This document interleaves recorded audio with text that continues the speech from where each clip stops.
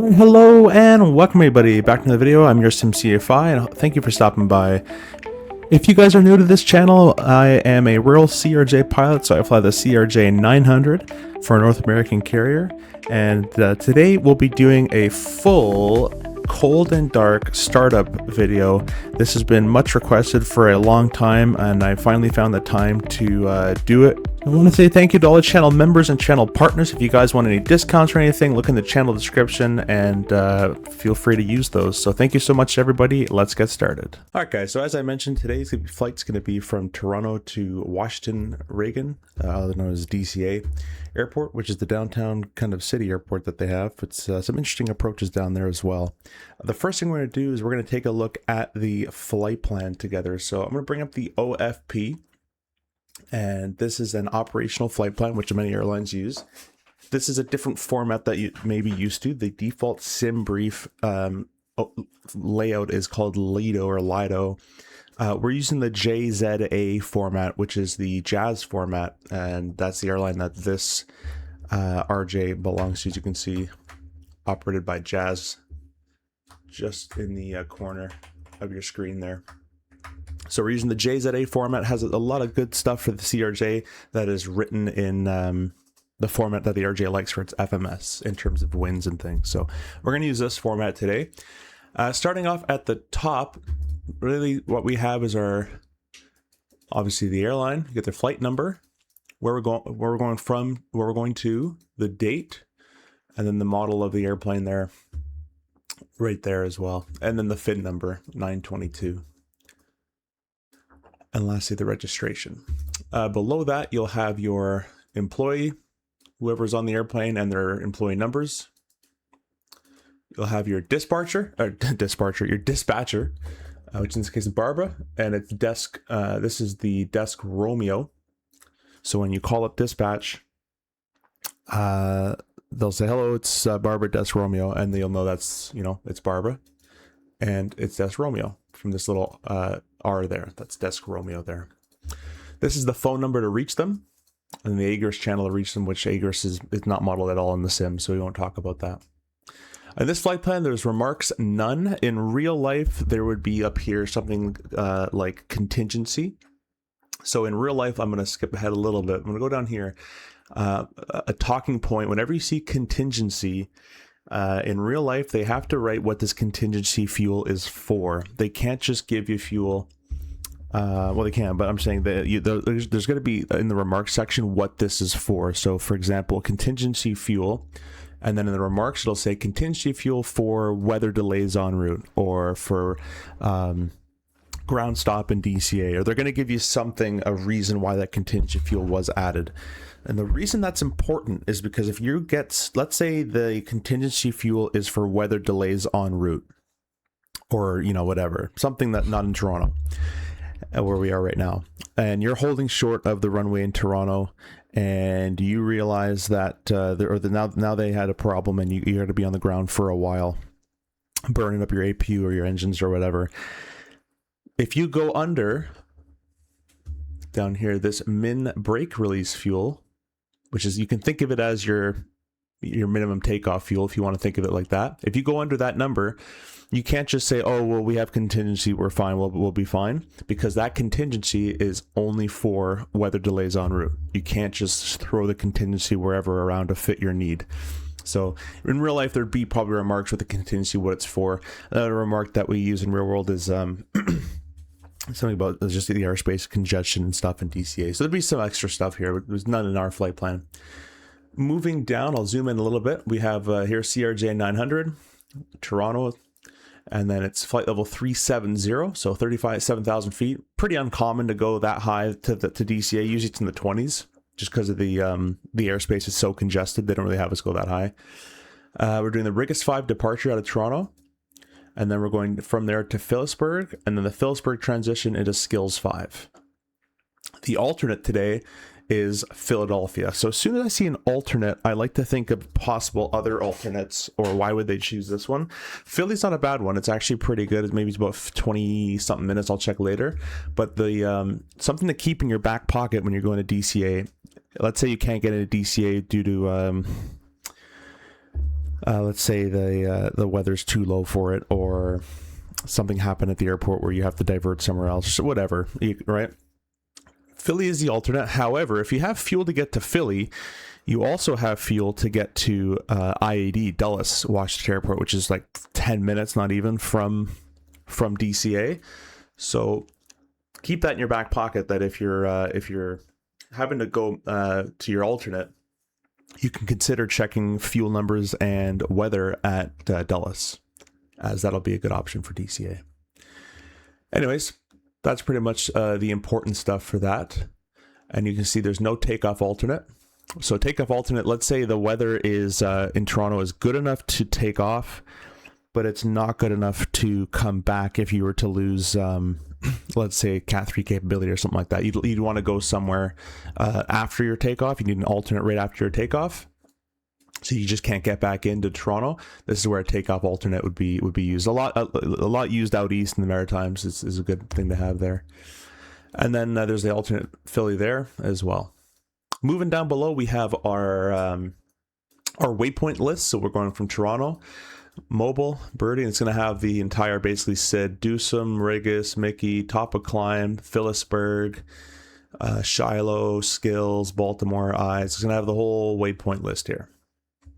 Something I'd like to keep in, or mention to people here on these waypoints, if I go all the way to the right, you can see here PFOB and MFOB, planned fuel on board, minimum fuel on board. So let's say we're flying over Shiloh, which is kind of on the arrival for DCA, and they say, hey, we have a hold for you. Let me know when you're ready to copy. You get the hold clearance and all that stuff. And you want to find out how long you can last in the hold before you have to go to the alternate. Well, if you come over here, you're going to have a planned fuel at Shiloh, which is 4,800, and then a minimum fuel at Shiloh, which in this case is 3,800. So basically, you can hold. You have about 1,000. If let's say you were right on. Let's say you got to Shiloh right at your planned fuel of, let's call it 4,800, and you're holding. You have basically 1,000 pounds. Right, this is your plan. This is your min before you have to go to the alternate, if that makes sense. So we don't want to get under this number at that waypoint, under that number there. Same thing here. Let's say you're going to DCA, right? You're on the final approach, and they say, hey, pull up, go around. Traffic on the runway, whatever. You're going around, and you notice later that your fuel is right at the min fuel. You're at 3,400, we'll call it. Well, instead of shooting another approach in DCA, you're at your min fuel. You're going to want to try to go to your alternate now. Unless the weather is gorgeous in DCA and it was just like an actual traffic environment, you could probably just come back and squeeze through. But that's kind of how you can judge that. So planned fuel on board, minimum fuel on board till you're going to the alternate. Okay, we're going to scroll down a little bit more, and we have over here our climb, cruise, descent portions in terms of winds and temperatures and all sorts of stuff. So you can see our cost index is 21. The climb, they've planned for 327.7, so more of a faster climb. Usually it's 287.7, so a bit of a faster one. Our cruise, I'll tell you how we get our cruise speed later. And then our descent is Mach 0.74/290 is what they're planning for. To get your cruise speed, all we do is we go to the flight plan, or the top here in the waypoints, go to top of climb, find the waypoint just under it, and you're going to find here your cruise speed 257, which should be Mach 0.79 in the cruise. So that's how we find that number. Moving to the right, you have your average wind component. So plus 19 is P is plus, M is minus. So we got tailwinds, 19 knot tailwind, 8 knot tailwind, and then a headwind of 17 knots, minus 17. Your average temperatures, deviation, this is the ISA deviations we use. We only really use the middle column there.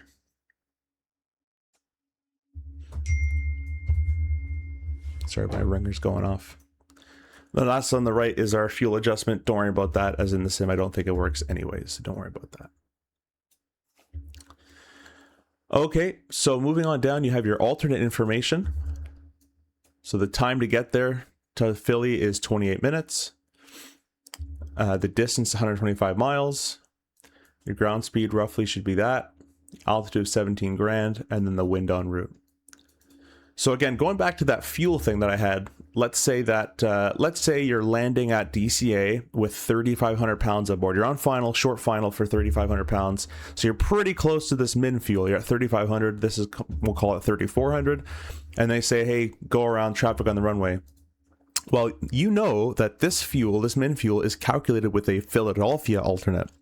So it comes back to that point of if you've already checked the weather at Dulles and the Dulles weather is good, you can request from your dispatch in real life, you can request Dulles as your alternate, and that would give you an extra probably 1,500 pounds to try another approach into DCA instead of having to go to the alternate, instead of going to have the Philly in that case, because this fuel is calculated for Philly. So that's why I was talking about, try to think about the alternates that might be close by. You can kind of play with these numbers a little bit and still stay safe and legal and everything. Anyways, moving on. Just a thought that popped in my head there. Moving down here, again, the flight number, VIN number, registration, all that great stuff.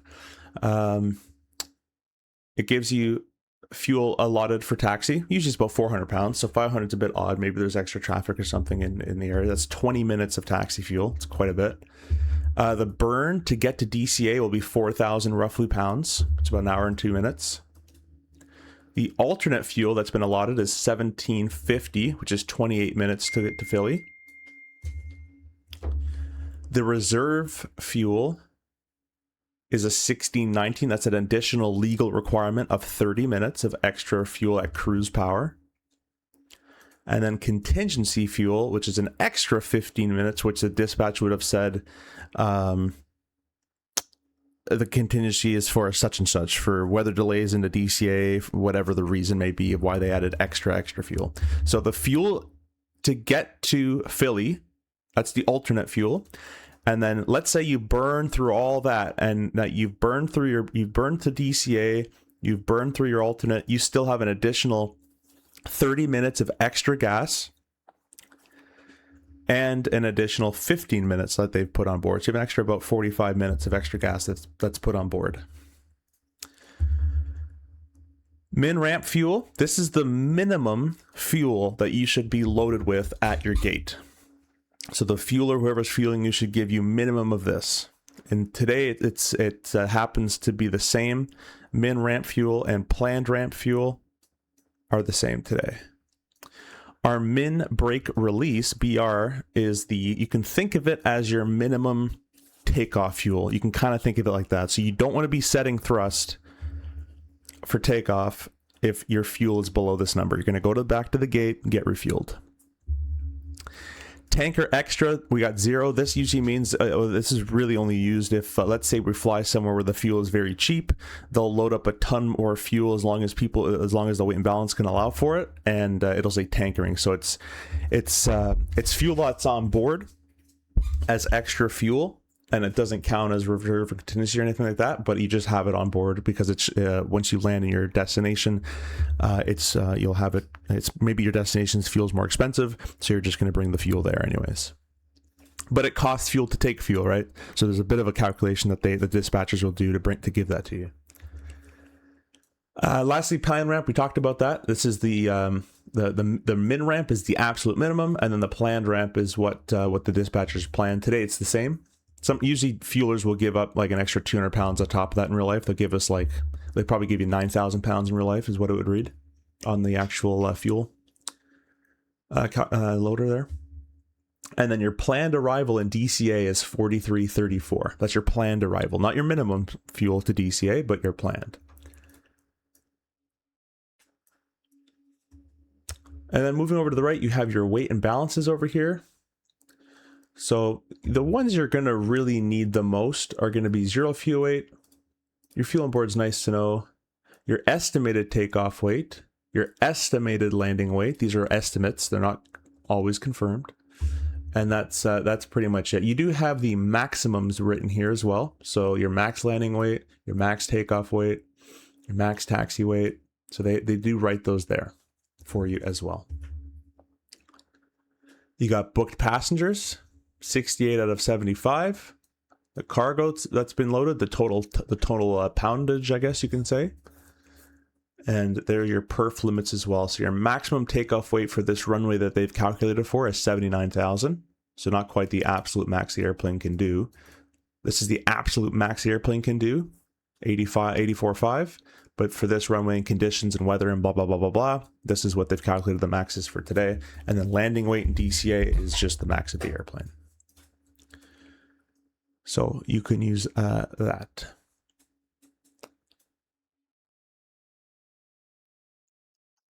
So going to the left here, you have your estimated time en route. It's going to be an hour and a half or hour and 2 minutes. Moving on down, you have a bit of a summary of your flight times. So pushback, takeoff, land, at the gate. That's how they calculate that. So pushback, 20 minutes of taxiing, 1920. Land at 8:22, 8 minutes of taxiing, 8:30. Zulu. That's kind of how that's done. Hour and 2 minutes in the route. Moving below that, you'll have some top of climb winds and winds at Phillipsburg and just some wind summary and stuff. You got descent wind summary.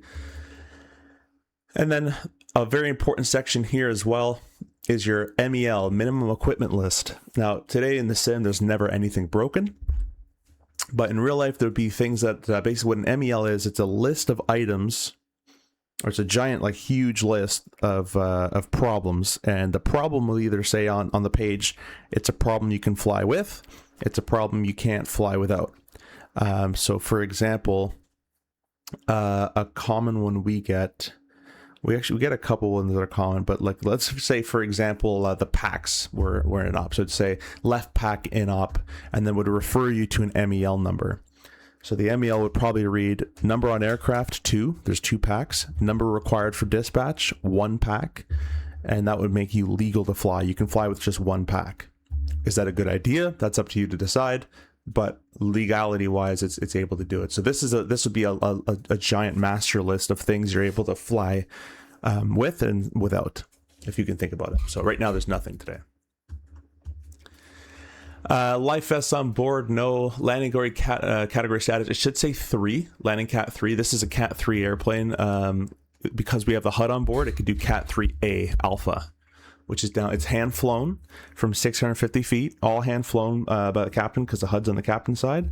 And it's all down to 50 foot or 50 foot above the ground, radar altimeter. So this is the takeoff data. And you can see they've planned from Toronto, runway 05, the planned outside air temperature, the planned wind. And it says planned. Planned is a fancy word for estimate, their best guess.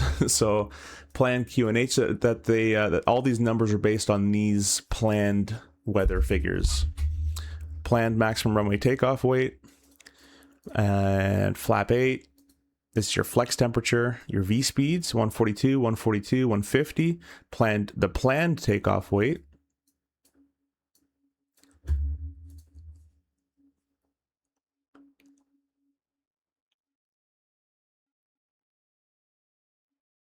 And then the maximum flight plan takeoff weight.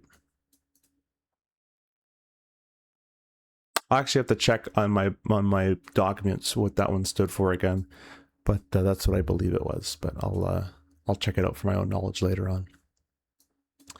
And then the limitation, the reason that this is the maximum takeoff weight of the airplane, but because it's a little less, it's an airframe limitation. I think companies have different codes for things, so it might be different as well, but I'm not sure. Anyways, moving on down, you have every runway here. So runway 05, 6 left, 6 right. They give you the length of the runway, the planned takeoff weights, its ILS frequencies. Below the bit more, this is based on dry runway with planned takeoff weight, calm wind.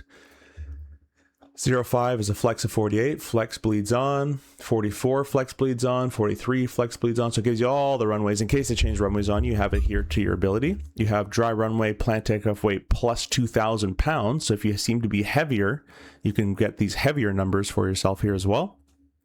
A lot of cool stuff. Same with the landing data. They're planning runway 01, all the weather they're planning for. And then the same kind of idea down here. They have different landing lengths available to, or landing distance available to you down here. Different VREFs and all sorts of stuff. Okay, well, you keep scrolling and you're going to get some weather in Toronto. There's the METAR. Then you got the TAF. Everything's pretty much labeled for you for the most part as well. You get the condition codes are all 666s, which means that all the runways are bares and dry. They're all good. You got some NOTAMs. So all your NOTAMs will be listed there. It's a good idea to check these before you go anywhere. Just because usually the ones that could be weird is something, maybe a runway's closed without you knowing about it or something like that. So all the NOTAMs will be written here. Usually they're just cranes and stuff, but you can see at Pearson runway 15 right ILS unserviceable, right? So if they never use 15, but if you're going to use it, then that might be a nice idea to know. You can see in runway 24 left here at Toronto Pearson that the GNSS 24 left and the RNFX minimum to read 980. So the chart is invalid. This is the correct minimum for those approaches there. And those are the new RVR limitations, 5,000 feet or 1 mile visibility. So there's a lot of good stuff in these NOTAMs to look at. You obviously can't remember everything, but you'd go and circle the ones that most apply, that are the most restricting to you. Anyways, that's the entire OFP. And now we're going to go ahead and go through the first thing of the airplane. So what you do is you'd be walking out, obviously, of the terminal. And you're going to get your bags and bring them up the airplane, which is harder than it looks. And then you're in the airplane. First thing I like to do, as I set my bag down and all that kind of stuff, I'm going to bring my free local momentum down a little bit, is I just run my hand on the circuit breakers, just making sure all the breakers are all nicely pushed in, nothing's or nothing's pulled out. If it is pulled out, we'll check that the book /MEL there's like, it's a reason why it's pulled out by maintenance, and there will be a collar on it and that kind of stuff. So I check that. You'd plug in your headset if you'd like to do that now. You'd latch in your iPad, which has a suction cup holder on the windows. You'd put your iPad up. And then I like to do it standing, but there'd be a safety checklist. You can sit if you want, but I just do it standing. So you just want to make sure that all the hydraulic pumps are off.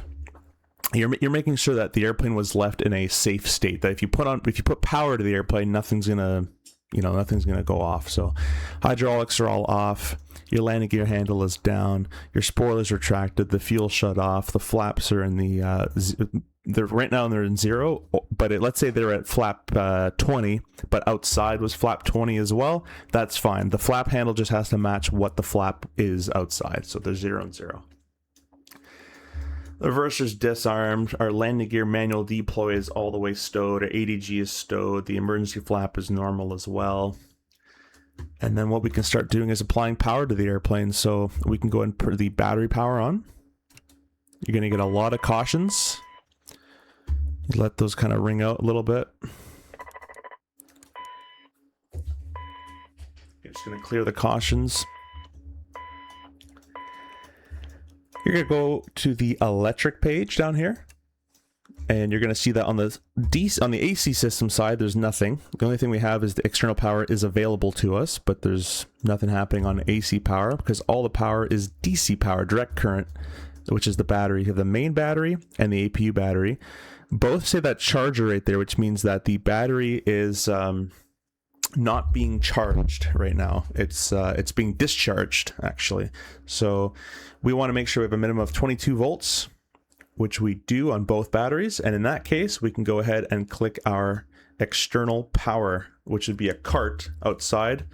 There would be a cart right there.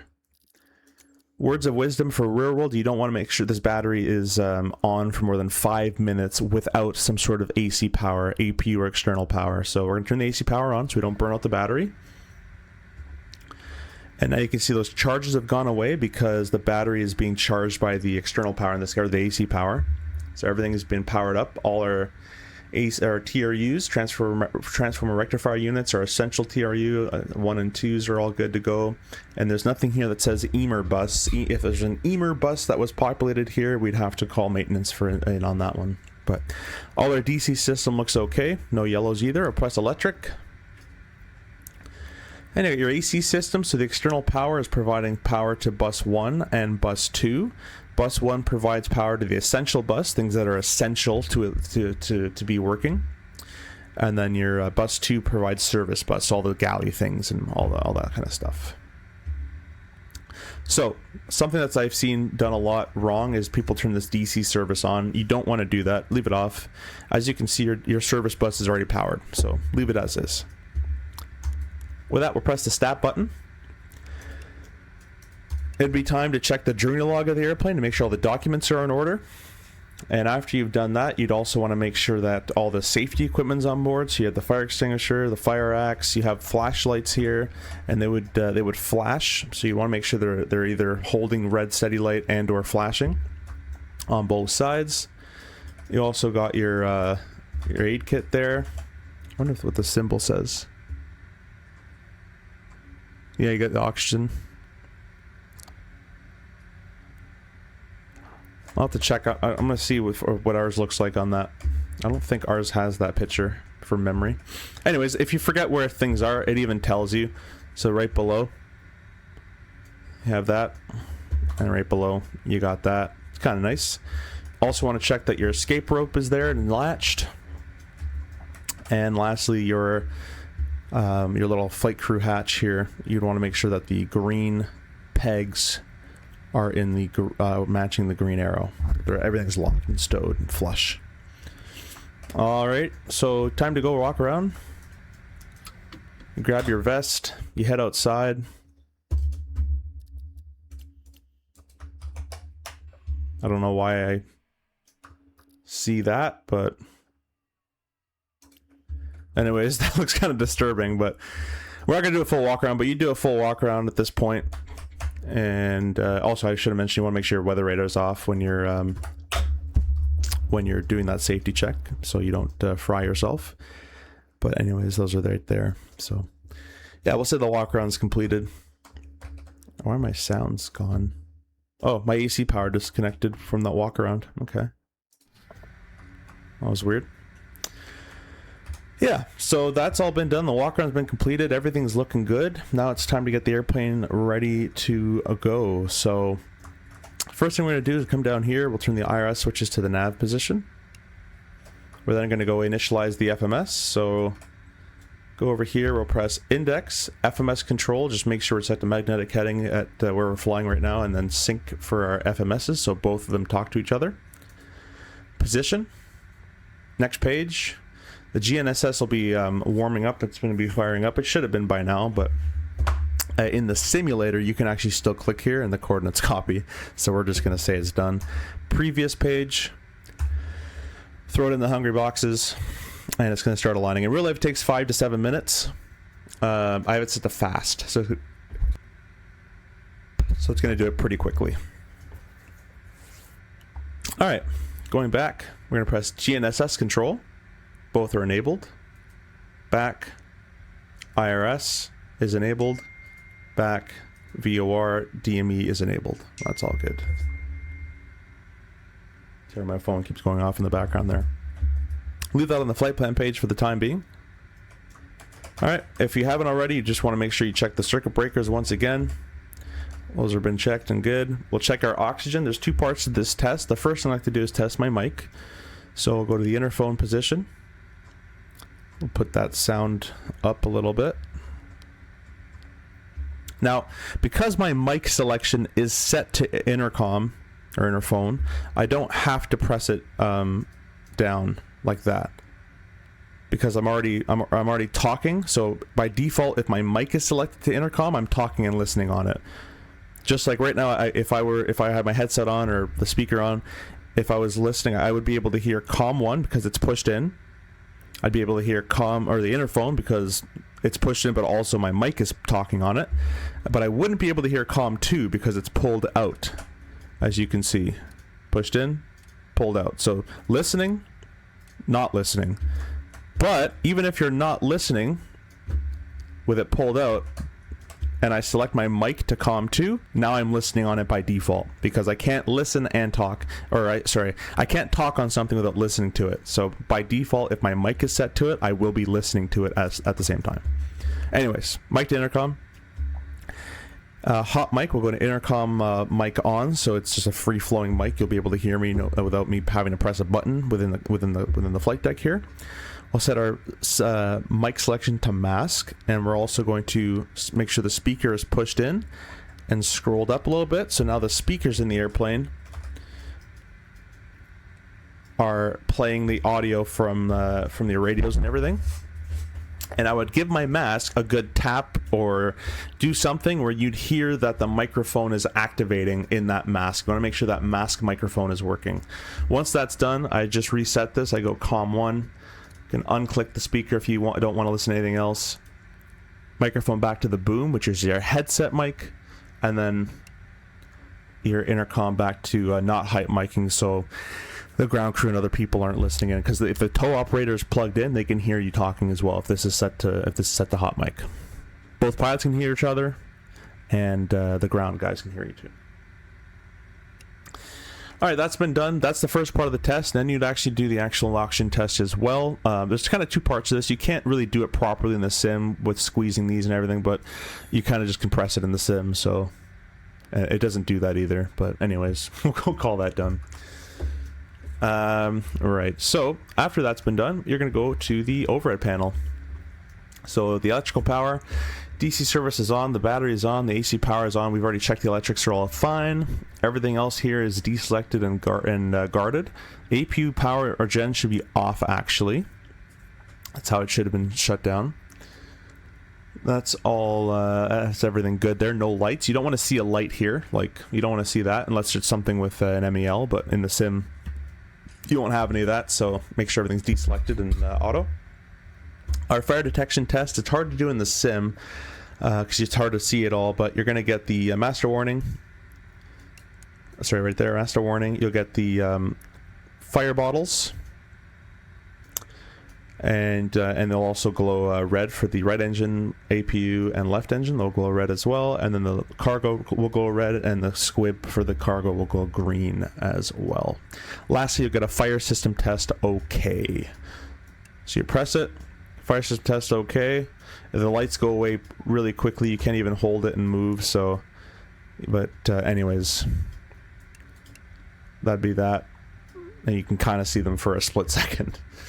So that's been tested. Hydraulics, SOV. This is your shut off valve. We have a left and a right. They're both deselected. We do. If you press this, it cuts off the hydraulic to that engine. Only the engines, left engine, right engine. External lights. Actually, that should have been on in nav before my walk around. That's my fault. That would have been part of the safety check, but those are on now. Everything else is off. At nighttime, you can throw on the logo, but it's day, so we'll leave it off. Top of the middle overhead panel, everything is deselected and off, and fuel pumps are off as well. That's all fine. Our bleed air wing anti-ice cross bleed is set to normal. That's all fine as well. If we only really touch this in single engine operations in terms of an engine failure, we would use this. Let's say if our left engine failed, I would set this to the right, so my right engine will provide all the wing anti-icing bleed air power.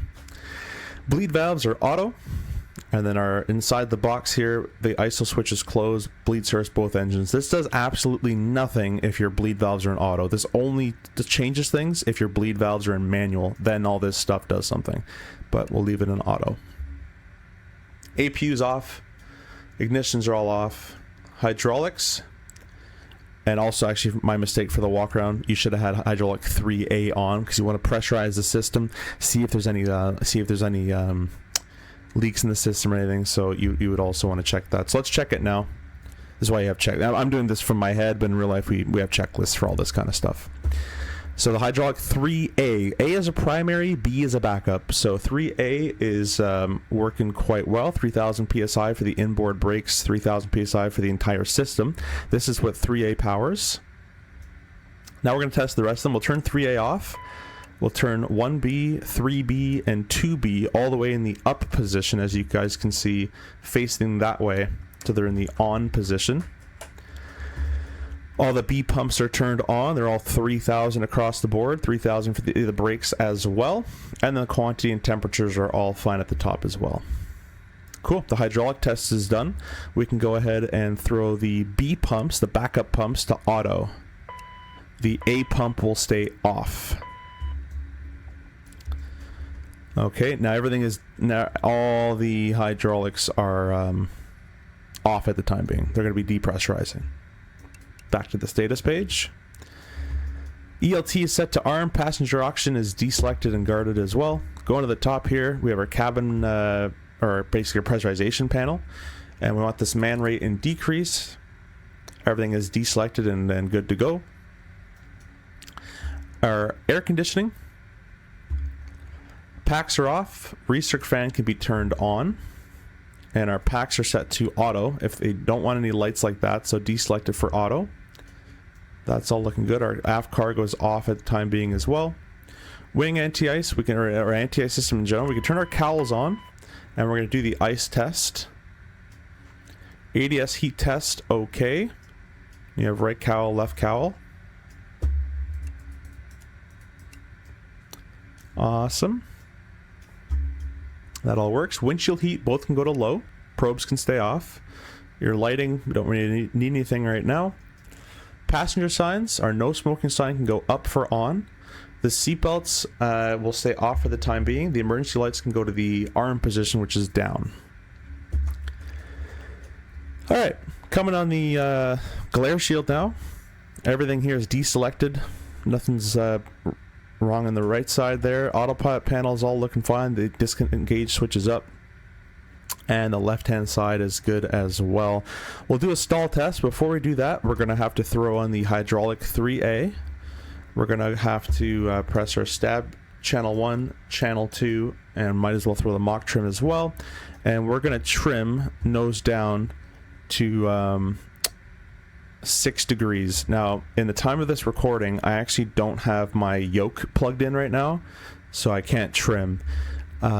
I wonder if I can click it actually on the actual thing in the airplane. Oh, I can. Okay, perfect. We'll do that.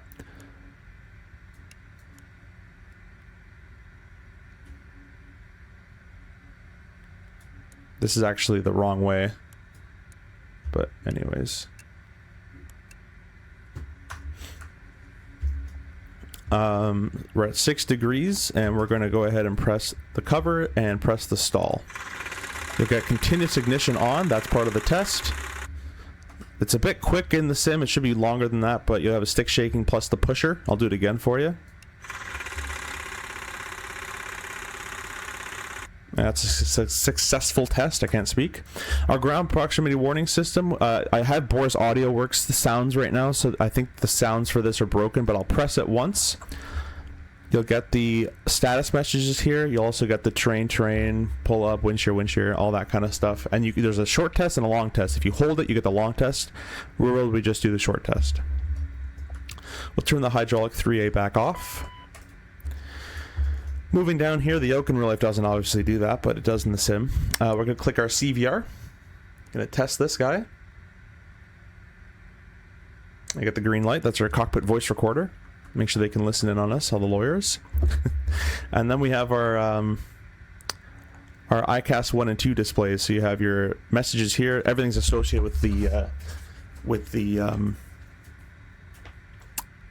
state the airplane's in. I should have mentioned when you first put the battery on, and obviously the AC power as well, you're going to want to look through these to make sure there's nothing crazy. I don't, in the sim, it's a bad habit because nothing breaks in the sim, but in real life you want to check these because you don't want to see something like APU fire fail or, you know, stuff like that in here, anything that would cause some concern. This is all associated with everything being off basically at the time being. We'll press this CAS button right here, and this will go to page 2 of 2, and those are the fuel pumps off. We'll press CAS again, and we go back to the first page. On this side here, on ICAS number 2, we have our status messages, which are all just, you know, no smoking are on, packs are off, engine shut down, just kind of stuff like that. So everything's looking good. Going down here to the and the standby indicator is all good as well. Going down here to the upper pedestal, we have our anti-skid. We'll turn that off. Anti-skid inbound upward. Back on. MLG overheat. So this is the fire test for the main landing gear. Main landing gear bay. And you also got the message there. And the auto warning. Overheat warning fail. MLG overheat fail test. So basically this is a test. This is testing if the system can detect the main landing gear bay fire sensors, if they can test if those can fail. So if the sensor has failed, it'll display that message. Everything else down here is fine. We don't do a lamp test or anything like that. We just leave that alone. Our ground procs and everything is all deselected.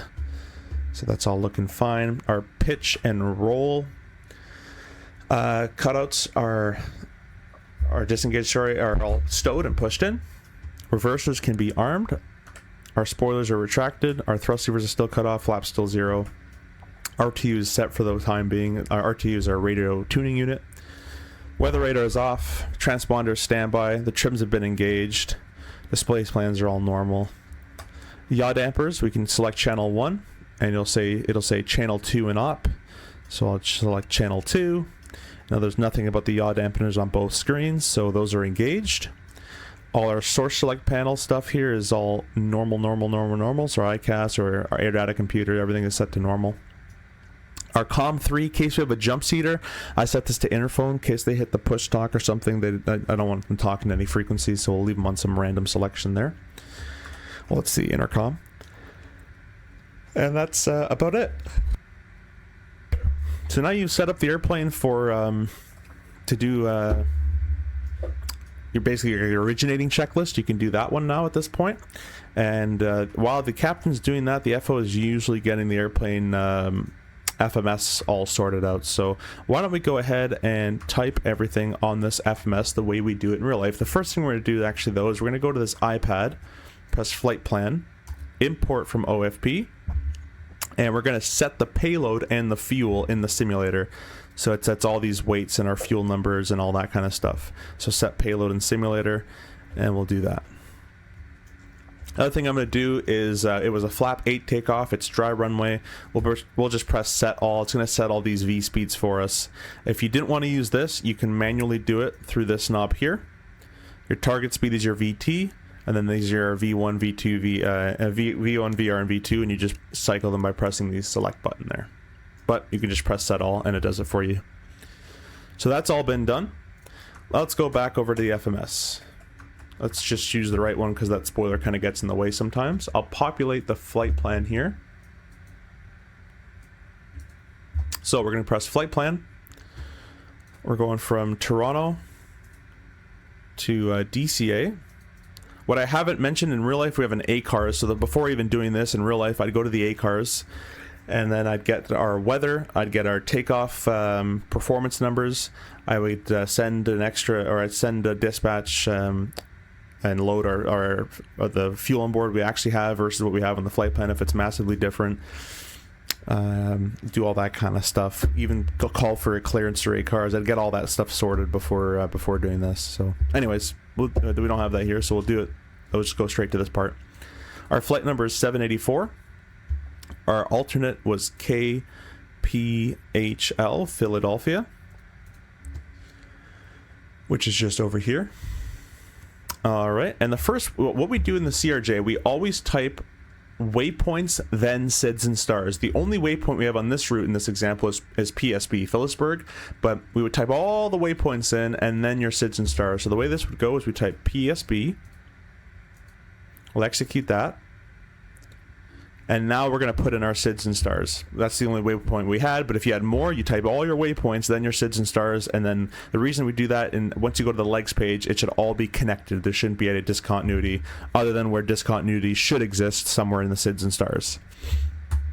Departure arrival, we're doing the Rigas 5. I'll press previous page, Rigas 5, runway 05 was planned, and the ATIS and the departure clearance would have what runway we're actually using. Execute that. Departure arrival.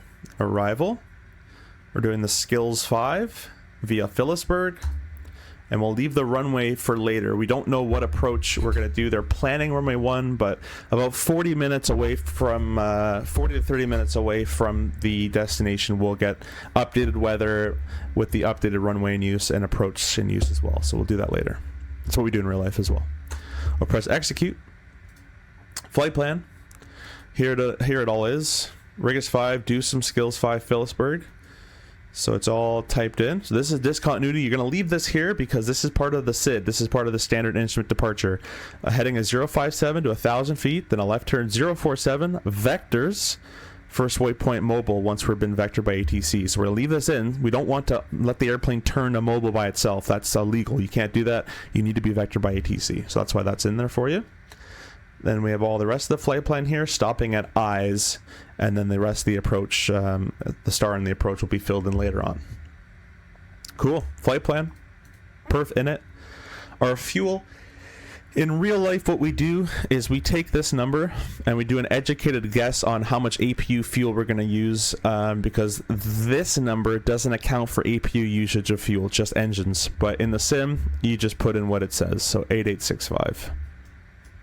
Just read that number and put it in there. Flight level 370.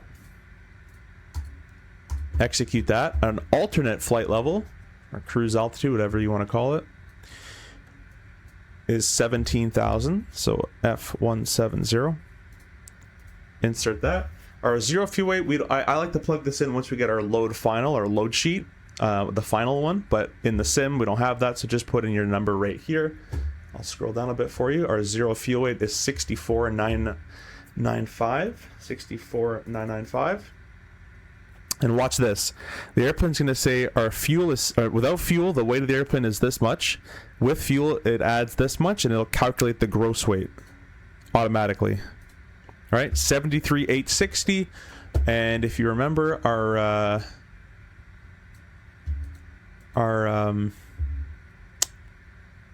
takeoff weight, or sorry, taxi is going to be 73,860. So it's pretty much, it doesn't really count too much for the engine start, I guess, but it's bang on for that portion. Next page, ICE deviation. This is our international standard atmosphere. So right now the conditions we're going to be flying in is 7 degrees warmer plus than the standard atmosphere. So 7 degrees, a little warmer. Here are climb, cruise, and descent winds, all here. So we have our, this is climb, cruise, descent. So plus 19, plus 8, minus 17. Execute that. Next page, reserve.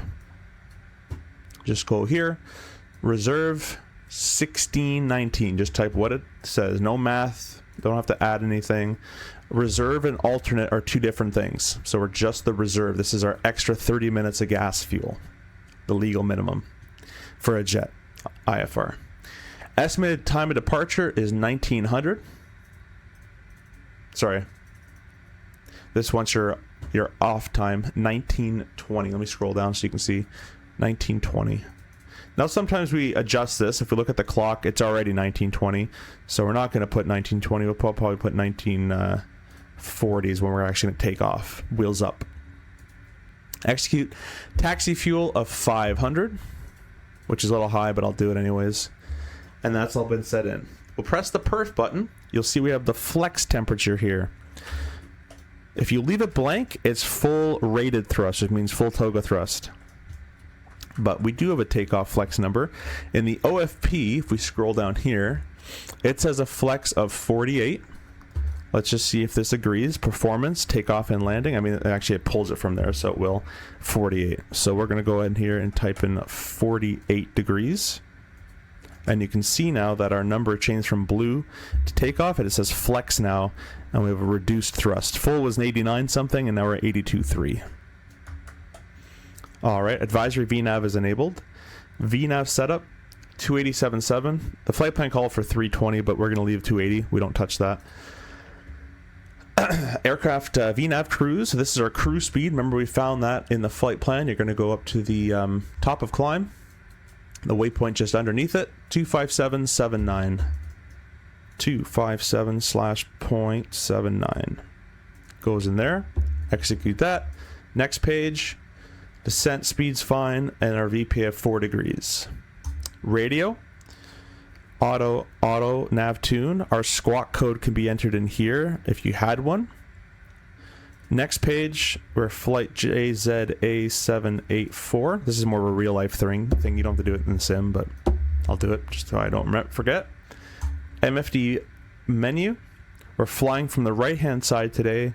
So VNAV for the pilot flying. I like speed and altitude and range alt select as well.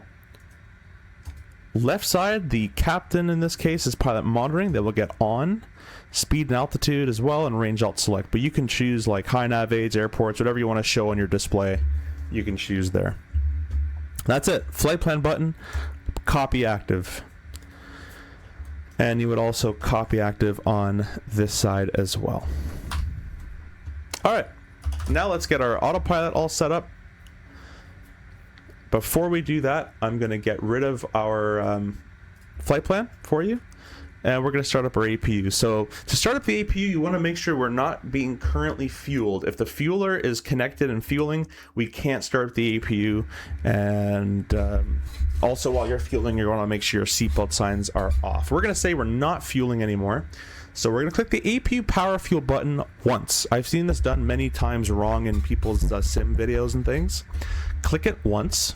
Look down to the screen over here, ICAS number 2. The bit test is being completed. The test is completed. The LCV load control valve is open. The shutoff valve is open. The gauges have appeared and the door is open as well. Once that's done, you're going to press the start button. Only once the bit test is complete, you'll press the start button. In the air, it's different. For some reason. In the air, within 5 seconds, if you need to start the APU in the air, within 5 seconds, it's boom, boom. Both have to be clicked within 5 seconds. But on the ground, you're going to wait for the bit test. And you want to verify all that's been done. APU nicely starting up for us there. APU shows 100%. EGT is on its way down, which is great. We'll go down here to the electric page. Just once brings up the AC electric synoptic page. You can see the generator is offline from the APU, but the power from the APU is good power. The generator just needs to be turned on. That's what's signified by the cyan blue color, that the power is good. Generator is off. So up here, APU gen auto. The gen is green. All the voltage and kVAs are all fine, and it's kicked off the external power. Now the external power is doing nothing in the system. So we can go up here and unselect the switch. Now we can tell the ground guys, hey, once that switch is deselected up for the ground power, now we can tell them to disconnect the ground power. We don't want to leave it clicked in when they disconnect because it could arc. It could actually have like an electrical shock to them. So get rid of the ground power there. Might as well close all these doors and get rid of the shocks as well. Alright, so the APU is online. Let's check our DC synoptic page by clicking electric once again. Everything on the DC side is still looking good. We'll press back to stat. Up here, our hydraulic 3A pump can be turned on. Our seatbelts can be turned on. Our packs can be turned on. Before I do that, let's go to the ECS page. Packs are off. Left pack, right pack. It's automatic. It's going to know to grab it from the APU. Automatically opens the APU, automatically opens the isolation valve as well for you. Don't have to touch anything in here. It's automatic. Don't touch anything in there unless you need to for some sort of abnormal procedure. Okay, that's all looking good. We're also going to set our cabin pressurization or our cabin landing altitude. So let's go back to the stat page. And in DC, it's basically sea level. We'll just set 20. This is our landing elevation, so it's 0 right now. We'll just give it one click up. And now we're at 20. That's good enough for DC. Awesome. So let's get our departure all set up here. I'll bring up the charts for you. And that way we can all follow along together.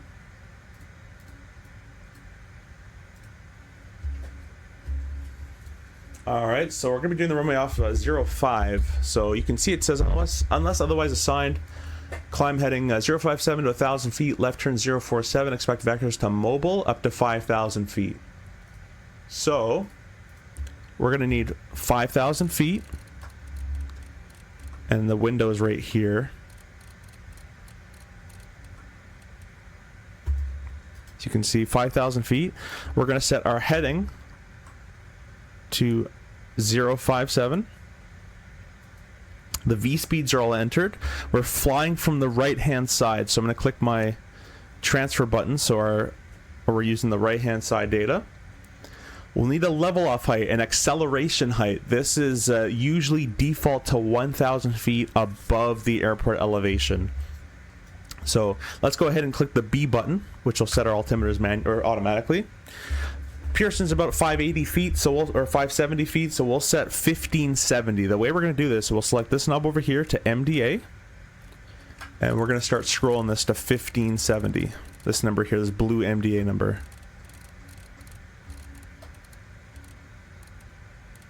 Alrighty, 1570 is set. This is the altitude at which, instead of climbing at V2 plus 10 to 20, you're going to nose down and accelerate to this VT speed and start retracting your flaps. So you start accelerating to this speed once passing this altitude, 1,000 above ground, roughly. Okay, I'd give you guys briefings and all that kind of stuff. We're going to forego the briefings. We'd also set our HCP, our HUD control panel, but it doesn't really work in the sim. But you would set your length of the runway, which is it's like 10 something, 557. You have to find the length. It'll be on the taxi chart. In real life, it's on our takeoff ACARS preliminary, or our takeoff numbers.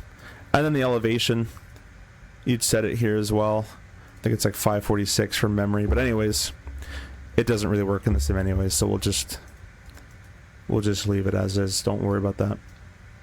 Our clock, we're going to set to GPS. Should be by default, but it isn't. So GPS time, we'll click ET for elapsed time and make sure it's blanked out. If it wasn't, you can click reset and it'll blank it out like this. All right, and let's continue. So you'd be in the before start section now. So I'll get the pushback guy connected here. And this video is going to stop after the after start sections. We're not going to cover taxiing and all that, but after the after start section. All right, so let's get our beacon light on. Actually, before I do that, let's go to down here. Let's go to the doors page. Make sure everything is closed. Stat page. Up to the top, left fuel pump, right fuel pump. And you're going to make sure it says it in the actual messages there. Awesome. Now the beacon light can be turned on, sorry. Verify the steering is off, which it is. Nose wheel steering. The transponder could be set to whoever pilot flying is, number 2. And then parking brake off.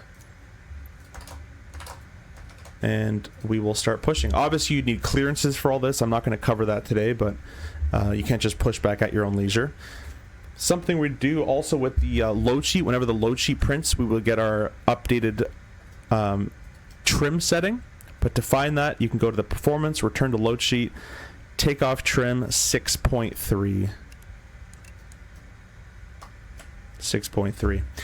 All right, so you hear from the ground guys, the tow operators that you're cleared to start engines. So we're cleared to start. Let's go ahead. The engine start sequence is for the first flight of the day, which will simulate this, is it's left then right. But on every other flight throughout the day, it's right then left. So we'll start the left engine. And the reason is we're going to do a fuel check valve test. We'll start the timer. We have 90 seconds that starter can be engaged for. See, it says left engine start. And what we're looking for is an N2 of 20% with an ITT below 120, which is met, so we'll go ahead and add fuel. And at this point, my eye's going to go to the ITT, and in real life, it starts to rise a lot faster. You're looking for a hot start or a hung start as well. If by 31-ish N2, this N1 should start to move. If it doesn't start moving by like 40, you probably have a hung start, or the N1 is seized, and what you would do is close this thrust lever, keep the starter on until your ITT gets below 120. That's a good start on number 1. I should have obviously closed this door. The FAA would do that. There we go. We can stop our timer. And we can start, let me reset here. We can start number 2. Actually, before I do that, Left engine started. Let's go ahead and check the fuel pumps. So it turned both pumps off. We should see 3 messages: left fuel pump, right fuel pump, and right fuel low pressure. So the messages all work there. And you can even go to the fuel page if you want to see what it looks like. All right. With that being done, we can go status page, left, then right. I want to stress, you only do this test on the first flight of day. And then once you get to your destination, whenever you land, either taxiing in or at the gate, once you have 2 minutes of idle thrust, either taxiing in or at the gate, you're going to leave the right engine on, but turn the left engine off and do the same test. And that's why we do the left engine at the first flight of day. But if you do another flight, or if you got the flight in turnaround mode from a different crew, you don't have to do that test. Same with that entire flight compartment check. If you're flying the airplane again, let's say you brought it to DC and you're coming back to Toronto, you don't have to do the safety check. You don't have to do the flight compartment or the originating check. You skip all that. You just go straight to setting the airplane up and then before starts, if that makes sense. All right, let's start number 2. Okay, we got the red engine start. It's a click and a hold. I don't know if you noticed. It's a click and hold for that. Oh, this timer's not starting. There we go. It's a little late, but whatever. Again, 20% N2, below 120. We can add fuel. Watching for hot hung starts. I'll give you guys the cool Boris sounds back here.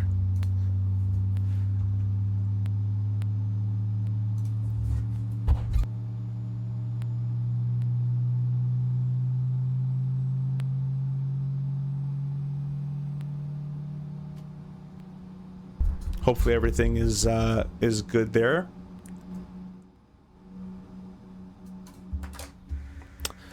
Alrighty, we'll stop our timer. There's a starter cutout at 50 N2 obviously as well for both engines. I'm going to make sure that at 50 N2 the starter does cut out. With the engines up and running, we'll press the electric button. We'll verify that the electrics have transferred over to the engines, which they've had. And again, the DC system is all still fine as well. Status page. After that, the APU can be turned off. So APU start stop, APU power fuel, aft cargo can be turned on, and probes can be turned on. If you were taxiing and it started to rain, snow, whatever, and the temperature is 10 degrees or below with rain and snow, you need to taxi with your wings and cowls on and take off probably with it as well. Anyways, that's not for today. Lastly, we'll check our rudder. We'll go full left with the flight control page there. Full right. Neutral. Back to the status page. Nose steering arm. Get your clearance. Taxi light on. And you guys are good to taxi. Very quickly, I'm not going to do the takeoff, but I'll show you the takeoff, how to get ready for a takeoff. You'd set your flaps to your desired position, which in this case would be flap 8. You'd go ahead and turn your crossflow to manual to prevent any pump from transferring fuel on your takeoff and climb, or the initial climb anyways. We'll check the rest of your flight controls, which I can't do because my yoke's not plugged in, but you go full left with the aileron neutral, full right with the aileron neutral, full down with the yoke, full up with the yoke as well. Status page, you want to verify that your flex is correct. Now in the sim you don't have an N1 to reference, but in real life we have a minimum N1 we have to meet for that flex temperature. We'd verify that's all set. These should have been set to legs page. And then you do a very quick brief on your departure once again, and then the back should call up saying that the cabin is secure and ready to go. Then, lastly, for lineup check before you take off, once you're entering the runway, if it was daytime, your lights would look like this when you're taxiing. So I'll do a daytime light setup and a nighttime light setup. First is day, so lineup checklist, strobes, you ding the cabin twice, or 3 times, or 4 times, or 5 times, depending on whatever company tells you to do. Some companies are 1, some companies 3. Some depends on what company you fly for. Sometimes, do whatever they sell. But advise the cabin you're lining up on the runway with however the company dictates you do that. And then you'd read the checklist, just verifying the transponder is set to 2. The ignition is off. It could be selected on if you need it for heavy crosswind or heavy precip and stuff like that, contaminated runway, whatever. And then the anti-icing as well. Have a consideration about that. Your status messages, you're going to go ahead and box those by clicking stat if everything is looking fine. So it just says messages. That's what we want to do. And then lastly, clear takeoff in the day would be the single landing light on. Okay, the difference with nighttime is you'd be taxiing like this, nav beacon logo, then lineup checks would be strobe wing, and then clear takeoff is everything. Strobe wing, clear takeoff, everything. Okay guys, so that is it for the time being. I hope you guys enjoyed this full CRJ startup. This is not with any, this is kind of a mix of procedures of different things. I have my own SOPs for my company, but I've kind of moved things around here and there to not give away what procedures we use. And we actually just had a procedure chain on some stuff anyways, so it's kind of a little bit different now anyways. Last little note I want to mention, this taxi light, if you're not moving, has to be turned off. You have 10 minutes without moving before you can actually damage the light, to my knowledge, is actually why it's a limitation, but you have 10 minutes. So if you're not moving, you're not taxiing, leave it off. Once you start moving again, turn it on. Not moving, turn it off. Start moving, turn it back on. Okay guys, so we will see you guys in the next video or stream. I hope you guys enjoyed starting up this CRJ 900 series with me. Happy flying, and please comment if this video helped. Subscribe, and we'll see you in the next one.